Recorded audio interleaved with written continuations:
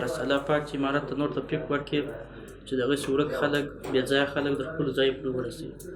نو دلته د چې ویښو مجاهدینو معلومات کړی و، ده د چا سره مزدوري کوله، د هغه مزدورۍ په خاطر مجاهدینو په ساحه کې ګرځېدل، د نوي پېښ شوي داسې پوښتنه کړې و. ده خپل حال ورته وویل چې داسې نادرکه یم، ناولده یم، ورک یم، دلته راغلی یم. نو بیا هغه مجاهدینو د قومندانۍ ته اطلاع ورکړې وه.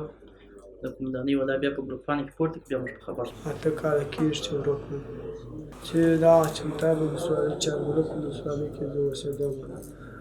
دا ورک شولو نو دا مجاهدینو پیدا کړم، ډېر خوشحاله.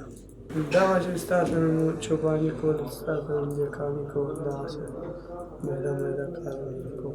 یاد هلک 8 کاله مخکې بلخ ولایت ته دپاره د نیش راغلی و، بیا خپله کورنۍ ځینې ورکه سوې وه. د 8 کاله په بلخ ولایت کې په چمتال ولسوالۍ او چاربولک او بلخ ولسوالیو کې د کوچیانو سره تېر کړی وه، چې بیا مجاهدینو ته دا اطلاع ورکړې وه چې زما کورنۍ زما څخه ورکه ده. بیا د مجاهدینو په کوشش سره د دوی تر کورنۍ پورې خبر ورسېدی، نو پرون خپلې کورنۍ ته تسلیم شو.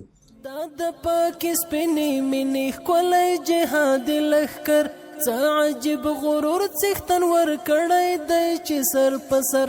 دا د پاکې سپینې مینې ښکلی جهادي لښکر، څه عجیب